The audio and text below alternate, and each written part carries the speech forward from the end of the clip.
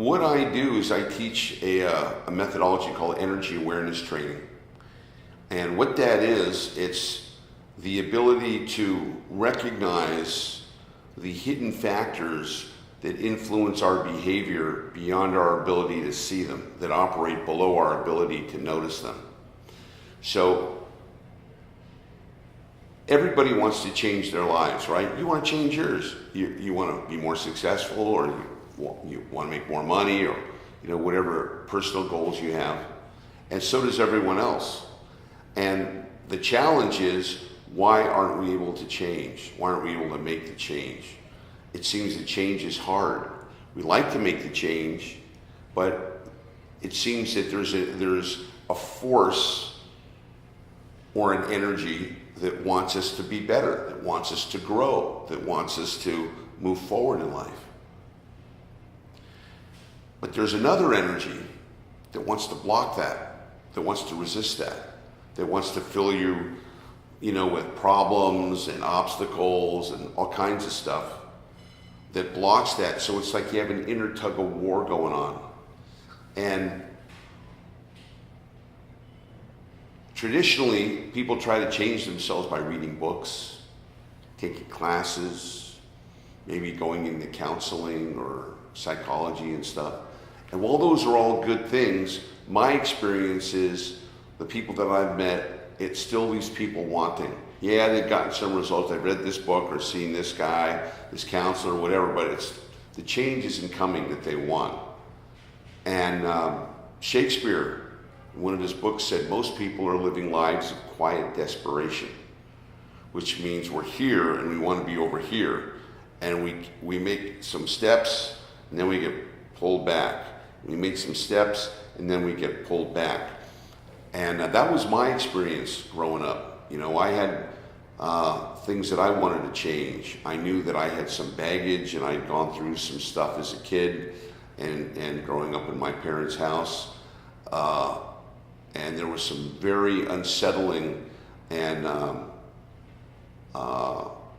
abusive emotions that took place. So when I left home early, I wanted to change my life too. I wanted to be successful and have great relationships and all these things. And while I would take physical steps to make that happen, I noticed that patterns would emerge, and it would always start to go up, and then it would start to go down, and I'd keep it for a while, and then it would go away. Or I'd be happy in a relationship for a while, and then it would go upside down, etc. And I started noticing it wasn't just the luck of the draw. I noticed patterns taking place, and I noticed behaviors, and I noticed thoughts and habits. And as you notice that, you begin to notice that this has an effect on you. Your thoughts, your feelings, your emotions, your behaviors, they all have an effect on you. And many of those things are not your true original self. So when we get thoughts of, I'm not good enough, I'm never going to be successful, I'm screwed up, I'm a victim, life's done me harm, all of those things, that's an energy. It's an energy, it's an attitude. And if you believe them, as most people do, and we believe our thoughts, we believe our emotions and stuff, when you believe them, it has an effect on us, and usually not the effect that we want. So what I've done as someone who's experienced that and who's wanted to make change and wasn't able to, I threw myself into the personal development field, self-improvement. Learned all kinds of self-improvement strategies, read books, took training, seminars, and became a seminar leader and a personal speaker to help people become successful and change their lives. And they did for a little bit, and I did for a little bit, but it seemed that something just kept pulling us back. What was that thing that keeps pulling us back? I identified it as an energy.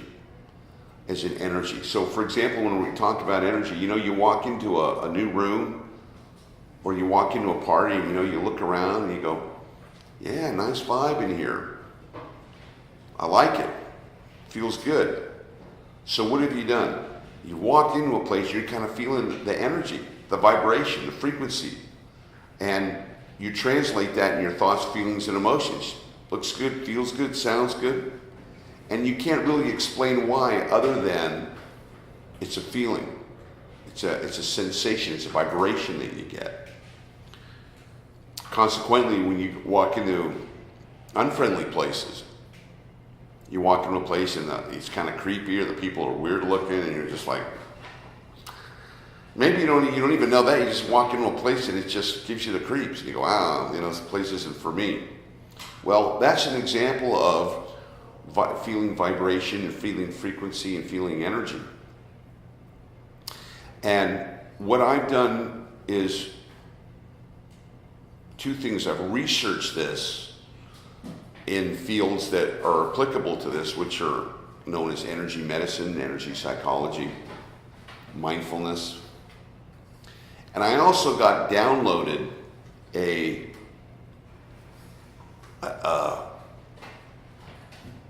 skill, a sense, an awareness of how these invisible energies work. And through that I was able to heal myself of the stuff that I was dealing with, my baggage, my issues. And for the first time, in years, I felt free. I actually experienced a sense of freedom and a sense that I was no longer under bondage of those things. That whatever this invisible energy was, I was able to clear it and move into an energy that was good for me, and that was where I wanted to be.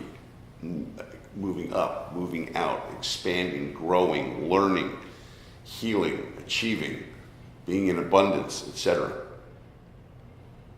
So after I learned that, then people started noticing the difference, and I started helping out friends of mine and people who had challenges, and then the methodology became an official name called Energy Awareness Training. And I now teach energy awareness training, private one-on-one in my premium coaching practice. I also teach online energy awareness training. There's 7 levels of it to students all around the world. And the purpose of this is to awaken you to who you really are. And we think who we are is these thoughts, these emotions, this drama, all this stuff. That's not who we are. That's what we create. So I have a saying that says, light doesn't come to you, it comes from you. And that's an empowering statement. Because if I ask you, Derek, are you happy? Are you happy today? Yes or no? No. No, okay. And why are you not happy? Because I think I could do better. Because you think you can do better. Okay, and what specifically can you do better at? Making the right decisions. Making the right decisions, okay. So what you've just done is said, when you ask, and this is what human beings do, you ask, are you happy? And we go, let me think. And then we start thinking about, well, what's happening in my life?